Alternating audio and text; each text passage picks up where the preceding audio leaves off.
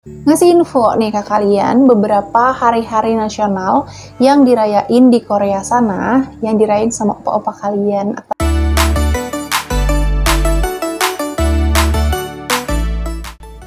Hai, gue Denia. Ini saatnya mission terbaru di bulan Juni, dimana gue bakal bahas hari libur nasional atau peringatan nasional yang ada di Korea. Berikutnya, yang keempat itu ada Memorial Day. Nah, Memorial Day ini dirayakan itu setiap tanggal 6 Juni, yaitu bulan ini. Hari dimana mereka warga Korea itu mengenang jasa-jasa pahlawan pemuda-pemudi yang gugur di perang pada masa itu. Meskipun memperingati semua prajurit pada umumnya sebenarnya, tapi ini dirayakan secara khusus untuk mengenang mereka yang memberikan nyawa mereka selama perang Korea dan perang Vietnam. Dua perang lain yang penting hingga saat ini adalah pertempuran di kota Bongo dan pertempuran Cheongsanri. Keduanya diperjuangkan oleh orang-orang yang melawan tentara kekaisaran Jepang 100 tahun yang lalu. Ini tuh jadi kayak lanjutannya dari Memorial Day itu ya, tahun 1919. Terus lanjutlah mereka mulai perang-perang gitu kan, sampai akhirnya di 6 Juni itu ceritanya ada sekumpulan prajurit independen gitu yang berhasil menang melawan Jepang gitu dengan taktik perang gitulah ya. Nah, jadi kalau misal kalian mau lihat gitu si filmnya, itu gue udah cari, ada judulnya, dramanya The Battle Road to Victory. Itu yang main Ryu Junior, dan kalau nggak salah filmnya itu juga menang awards. Kalau misalnya kalian penasaran, kalian boleh nonton The Battle Road to Victory untuk melihat bagaimana sih perjuangannya Korea pada waktu itu melawan Jepang. Sebenarnya bisa jadi bayangan juga sih sebenarnya, karena kan Jepang juga kan menjajah Indonesia waktu itu ya kan ya. Tapi kejadian ini itu jauh sebelum si Korea akhirnya merdeka. Kalau di Indonesia Memorial Day itu apa? Hari pahlawan itu ya? Iya, kayaknya hari pahlawan, untuk mengenang jasa-jasa pahlawan.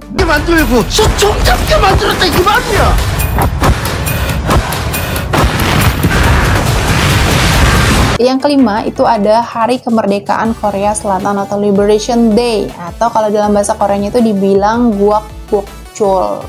Ini dirayakan setiap tanggal 15 Agustus. Cuman selisih 2 hari ya dengan Indonesia, karena Indonesia itu kan 17 Agustus ya, siapa yang nggak tahu sih. Setiap tanggal 15 Agustus, warga Korea Selatan memperingati kemenangan sekutu atas Jepang pada akhir Perang Dunia II pada tahun 1945. Jadi, waktu Jepang kalah tuh gara-gara bom Hiroshima sama Nagasaki ya, bukan cuma Indonesia doang yang akhirnya merdeka, tapi juga Korea. Liberation Day adalah satu-satunya hari libur yang dimiliki Korea Selatan dan Korea Utara, jadi barengan gitu ya guys ya. Nah, Korea Selatan menyebut hari libur itu sebagai Gwangbokjol, yang berarti hari terang kembali gitu. Kalau misalnya kalian mau nonton nih, sebenarnya ada drama yang diadaptasi dari puisi. Puisi itu ditulis oleh seorang yang mengalami masa-masa kemerdekaan itu gitu. Diadaptasi jadi drama. Tapi dramanya itu udah lama banget, drama tahun 2004. Itu drama yang tayang di SBS, judulnya Toji The Land. 이 전쟁이 성전이라 할 것이냐? Berikutnya, yang keenam itu ada Chuseok ya. Chuseok adalah salah satu festival besar yang biasanya dirayakan oleh masyarakat Korea Selatan dan dirayakan pada bulan purnama. Warga Korea Selatan biasanya mendapatkan jatah libur selama 3 hari. Chuseok berarti malam musim gugur dalam bahasa Korea dan merupakan festival panen yang berlangsung selama 3 hari berturut-turut.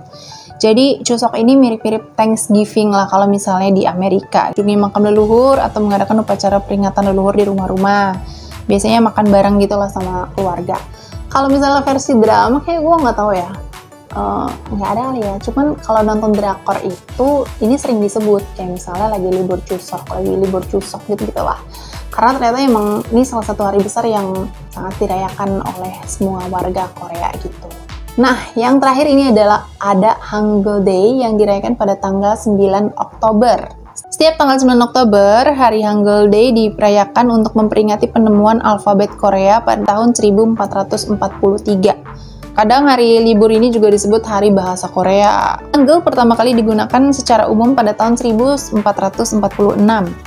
Adanya sistem ini bertujuan untuk meningkatkan tingkat melek huruf di Korea. Sistem lama Korea mengikuti tulisan Cina yang dikenal dengan Hanja. Hingga kini terkadang orang-orang Korea sering menggabungkan huruf Hangul dengan Hanja. Alasan ini, Hari Hangul menjadi hari libur patriotik sekaligus perayaan bahasa dan alfabet Korea. Hangul ini sebenarnya diciptakannya itu oleh King Sejong ya, Raja Sejong. Kalau misalnya kalian mau tahu lebih detailnya nih tentang kehidupan, bagaimana caranya, bagaimana aksara atau alfabet Hangul Korea ini tercipta, kalian bisa nonton dramanya itu ada ya, The Great King Sejong. Tapi gue belum nonton sih fullnya. Kalau misalnya kalian minat, silahkan kalian tonton. Mungkin kalian ada tertarikan dengan sejarah-sejarah gitu kan ya.